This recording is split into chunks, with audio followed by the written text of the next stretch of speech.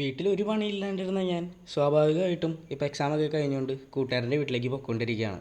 അവിടെ ചെന്നതും വേറൊരുത്തനുണ്ടായിരുന്നു, ഡോൺ. അങ്ങനെ അവനെയും കണ്ട് നേരെ ഇനി അവൻ്റെ ഫ്ലാറ്റിലേക്ക് പോകണം.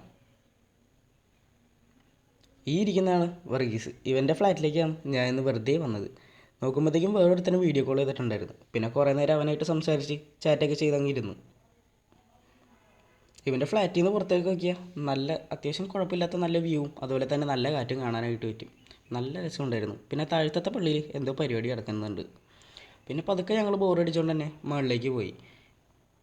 അവിടെ ആരുടെയോ വീടൊക്കെ ചൂണ്ടിക്കാണിച്ചിരുന്നുണ്ട്. പിന്നെ വെറുതെ ഇരിക്കുന്നതുകൊണ്ട് തന്നെ വേറൊരു പണിയില്ലാത്തതുകൊണ്ട് പൂൾ സൈഡിൽ പോയങ്ങിരുന്നു. താഴെ അവൻ്റെ ഫുട്ബോൾ പിള്ളേർ അപ്പുറത്ത് അടിച്ചിട്ടുകൊണ്ട് തന്നെ അവൻ തന്നെ ചാടി എടുക്കേണ്ടി വന്നു, പാവം. പിന്നെ ഞങ്ങൾ പതുക്കെ രണ്ടുപേരും കൂടെ പള്ളിയിലേക്ക് പോകാനായിട്ട് അങ്ങ് ഇറങ്ങി. ഇതാണ് തോപ്പിൽ പള്ളി. ഇവിടെയാണ് ഇന്ന് പരിപാടിയുള്ളത്. ഈ ഏരിയയിലുള്ള മിക്ക പള്ളിയിലും ഇന്ന് എന്തോ പ്രത്യേകിച്ചൊരു പരിപാടിയുണ്ട്. പിന്നെ എനിക്ക് പരിപാടി എന്താണെന്ന് അറിയാൻ പാടില്ലാത്തതുകൊണ്ട് തന്നെ ഞങ്ങളെല്ലാവരും കൂടെ ഫുഡ് കഴിച്ച് കുറേ നേരം അവിടെ സംസാരിച്ചിരുന്നു. ഫുഡ് കഴിച്ചുകൊണ്ടിരിക്കുമ്പോഴത്തേക്കുമാണ് ഡോൺ വിളിച്ചത്. ദേ നിൽക്കുന്നു, പാവം. എന്തോ ഒരു സ്യൂട്ടൊക്കെ ആയിട്ടാണ് നേരെ പള്ളിയിലേക്ക് വന്നത്.